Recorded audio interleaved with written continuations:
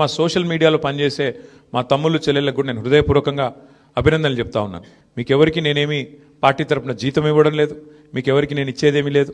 అయినప్పటికీ వాలంటరీగా పార్టీ మీద ఉన్న ప్రేమతో మీరు చేస్తున్న కృషి, మీరు చేస్తున్న పని ఏదైతే ఉన్నదో మనస్ఫూర్తిగా నేను మీకు కూడా ధన్యవాదాలు తెలియజేస్తా ఉన్నా. మా సోషల్ మీడియా కార్యకర్తలకు, మా సోషల్ మీడియా నాలుగు గోడల మధ్యన పెట్టుకొని ప్రచారం చేస్తూ తప్పుడు ప్రచారం చేస్తున్న వాళ్ళందరికీ నువ్వు కృతజ్ఞతలు తెలియజేసినావు. నీకుందే సోషల్ మీడియా, నువ్వు గ్రౌండ్లో ఏం చేసేది లేదు, నీ కార్యకర్తలలో మనోధైర్యం లేదు, నీ కార్యకర్తలు ఈ రోజు బూత్లో కూర్చునే పరిస్థితి కూడా లేదు. జూబ్లీ హిల్స్ ఎన్నికలలో నీ కార్యకర్తలు బూత్లో కూర్చుర్రో లేదో కానీ నువ్వు వచ్చి ఈరోజు ప్రెస్ మీట్ పెట్టి నీ సోషల్ మీడియా గురించి చెప్తున్నావు. ఇప్పుడు బ్రహ్మాండంగా చేసిరు, సోషల్ బ్రహ్మాండంగానే చేసిరు. ఏది నిజం కాదు.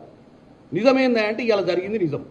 ఇప్పటిదాకా మీరు రోజు నాలుగు గోడల మధ్యన ఈ స్క్రైబు, ఆ స్క్రైబు, ఆ వెలుగు, ఈ వెలుగు, వెలుగులేని వెలుగులు పెట్టి ఏం చేసిరు మీరు?